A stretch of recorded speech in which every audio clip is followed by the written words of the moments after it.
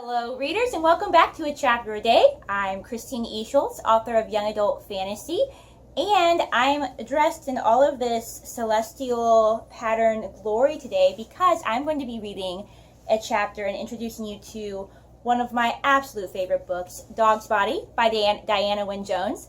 Now, if made to choose a favorite author, as much as I love Lewis and Tolkien and Rowling and all those, more classic fantasy authors, Diana Wynne Jones is my favorite. Some of you might be more familiar with Howl's Moving Castle, which is another popular book of hers. Also was made into a really good Studio Ghibli anime film. But we're going to be reading Dogsbody. So I discovered Dogsbody several years ago, actually many years ago, at a Barnes & Noble, and just wasn't able to pick it up at the time, but I read the back and I was just absolutely so intrigued. And then I couldn't find it in stores, and I finally was able to find a used copy online. And so yeah, let's get started. We're going to read the back first so you guys can see a little bit more what it's about, and then we'll get into reading you a sample chapter. The dog star, Sirius, is tried and found guilty by his heavenly peers for a murder he did not commit. His sentence? To live on the planet Earth as a dog until such time as he can carry out a seemingly impossible mission, the recovery of a deadly weapon known as a Zoy.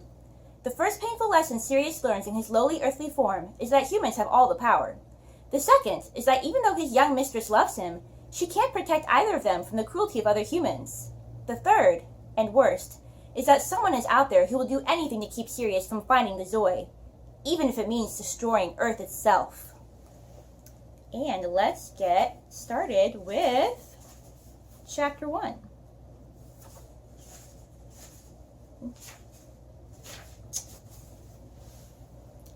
The dog star stood beneath the judgment seats and raged. The green light of his fury fired the assembled faces viridian. It lit the underside of the roof trees and turned their moist blue fruit to emerald.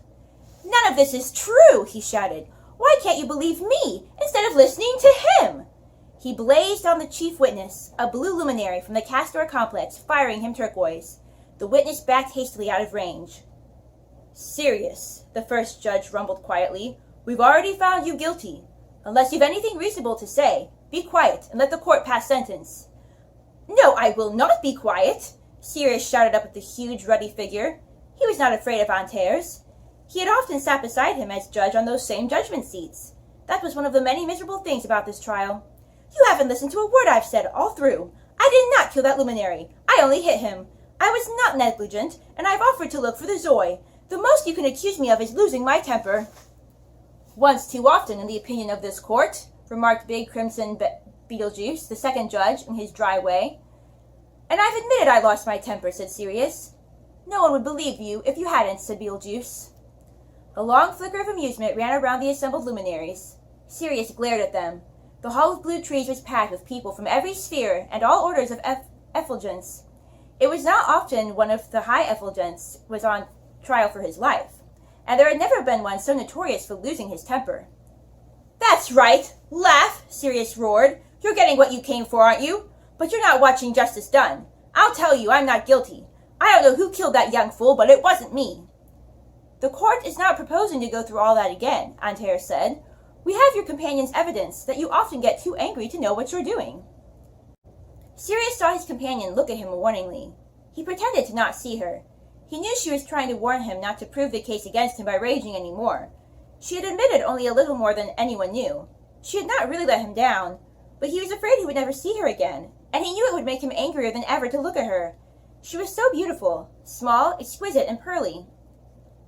"If I were up there, I wouldn't call that evidence," he said. "No, but it bears out the chief witness," said Antares. "When he says he surprised you with the body, and you tried to kill him by throwing the Zoy at him." "I didn't," said Sirius. He could say nothing more. He could only stand fulminating because his case was so weak. He refused to tell the court that he had threatened to kill the blue Castor fellow for hanging around his companion, or that he had struck out at the young luminary for gossiping about it. None of that proved his innocence anyway. "Other witnesses saw the Zoy fall," said Antares. "Not to speak of the Novosphere." "Oh, go to blazes," said Sirius. "Nobody else saw anything." "Say that again," Beetlejuice put in, "and we'll add contempt of court to the other charges. Your entire evidence amounts to contempt anyway." "Have you anything more to say?" asked Antares. "Anything, that is, which isn't a repetition of the nonsense you've given us up to now."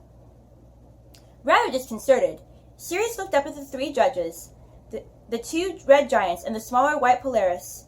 He could see they all thought he had not told the full story. Perhaps they were hoping for it now. "No, I've nothing else to say," he said, "except that it was not nonsense. Then be quiet while our spokesman passes the sentence," said Antares.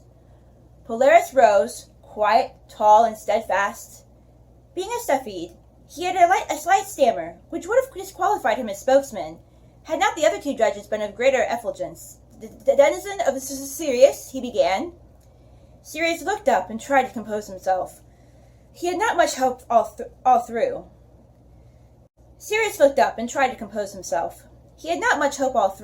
And none since they declared him guilty. He had thought he was quite prepared, but now the sentence was actually about to come, he felt sick. This trial had been about whether he, Sirius, lived or died, and it seemed only just to have occurred to him that it was.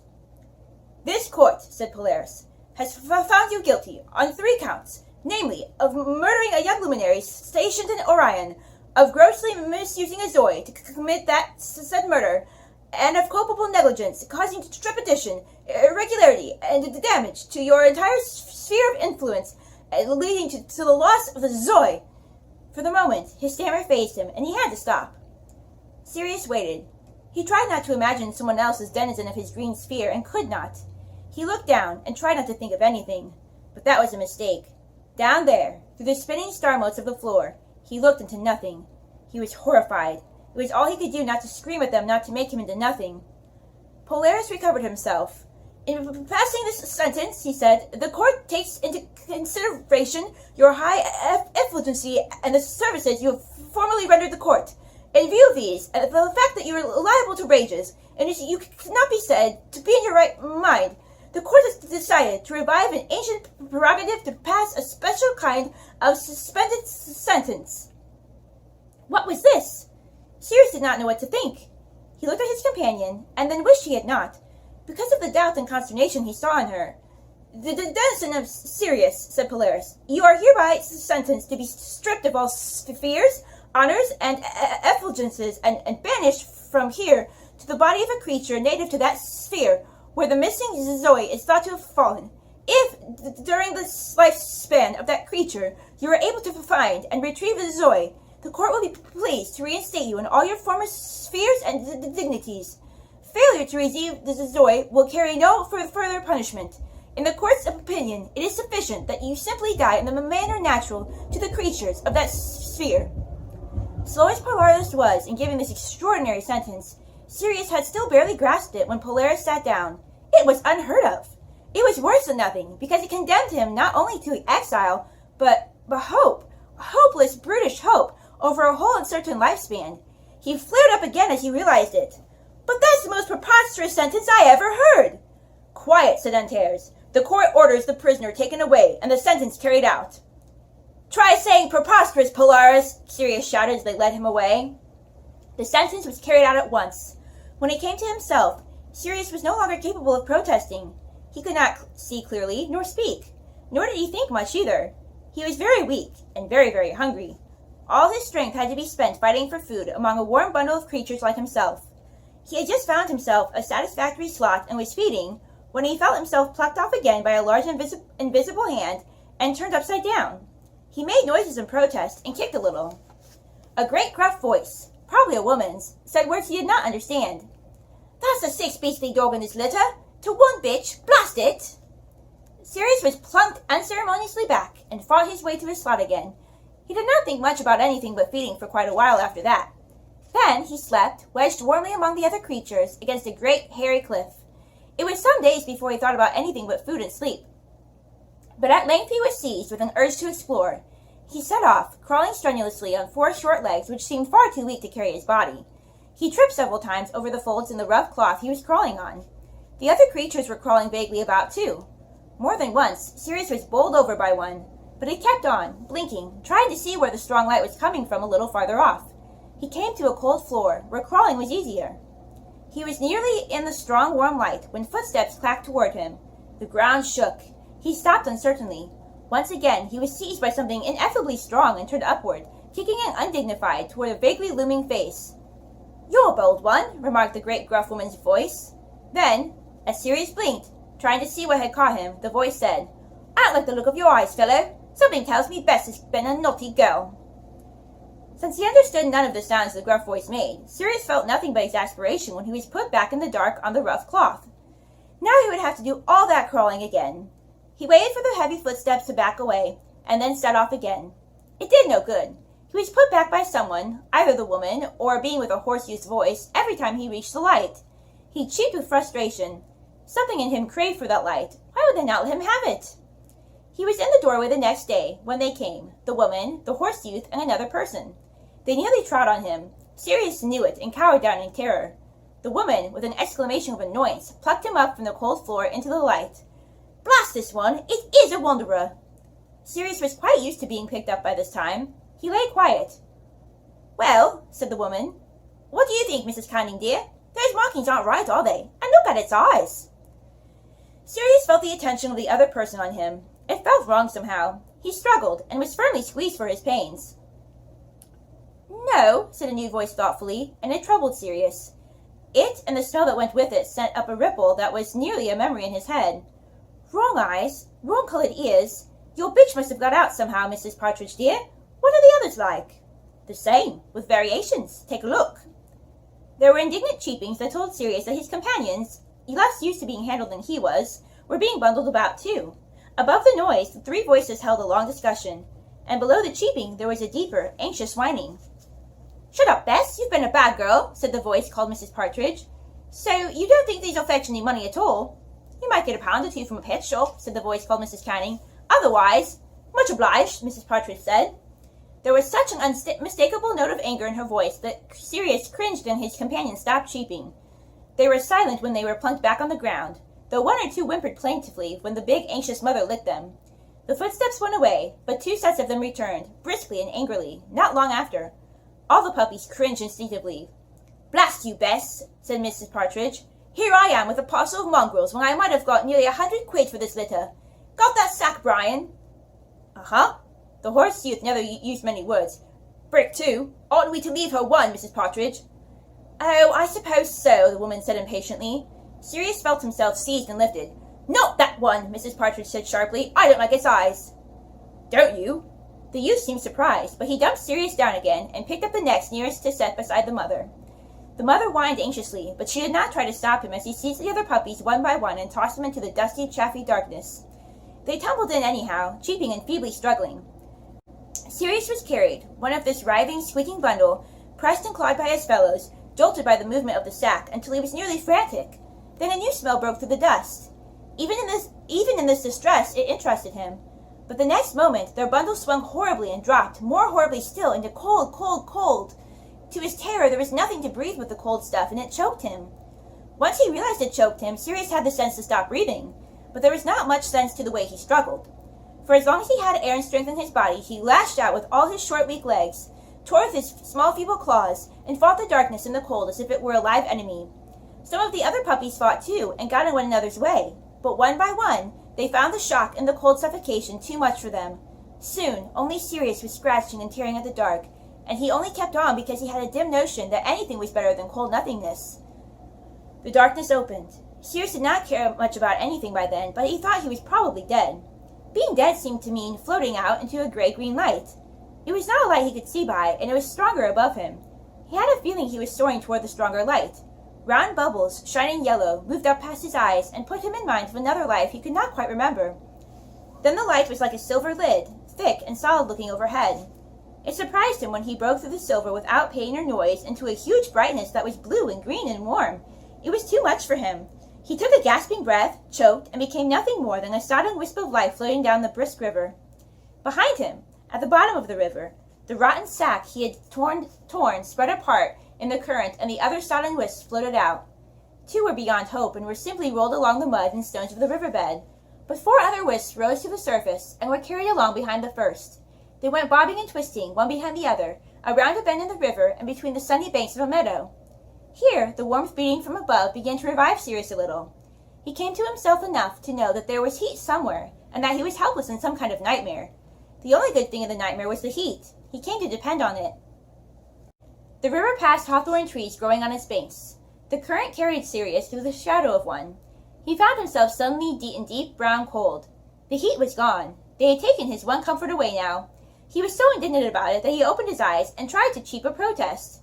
He could not manage a noise. But a second later, the river carried him out into sunlight again. Sun struck him full in the eyes and broke into 1,000 dazzles on the ripples. Sirius snapped his eyes shut again. The brightness was such a shock that he became a limper wisp than ever and hardly knew that the warmth was back again. It grew warmer, a golden searching warmth. "It is you, Effulgency," someone said. "I thought it was." This was quite a different order of voice from those Sirius had heard so far. It puzzled him. It was not a voice he knew, though he had a feeling he had heard its kind before. He was not sure he trusted it. All the voices he had heard so far had done him nothing but harm, and he had a notion he had known voices before that, which had done him no good either. "You aren't dead, are you?" the voice asked. It seemed anxious.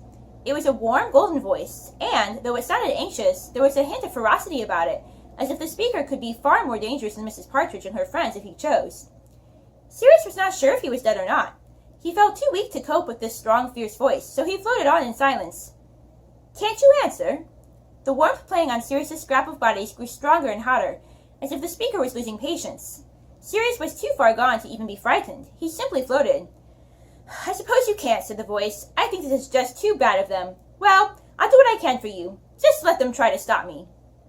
The warmth stayed, lapping around Sirius, as though he sensed that the speaker had gone. He floated a little way farther, until he came up against some things that were long, green, and yielding. Here the warmth caught and pinned him, gently rocking. It was almost pleasant. Meanwhile, the other 4 half-drowned puppies floated on in midstream, around bends, to where the river became wider and dirtier, with houses on its banks. A shrill voice spoke strange words to Sirius. "Oh, there's a dead puppy in the rushes!" "Don't touch it," said a voice rather older and rougher.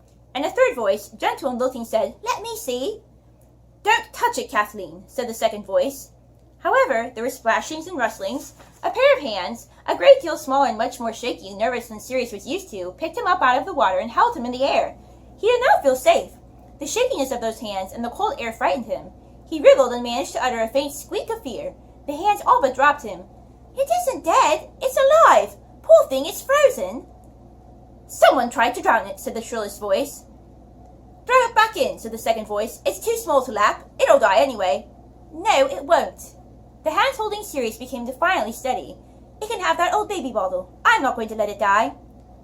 "Mum won't let you keep it," the rough voice said nastily. "She won't, and the cats will kill it," said the youngest voice. "Honest, Kathleen." The girl holding Sirius hugged him defensively to her chest and began to walk, bump, jerk, bump, away from the river across the meadow. "Poor little thing," she said. The 2 boys followed, arguing with her.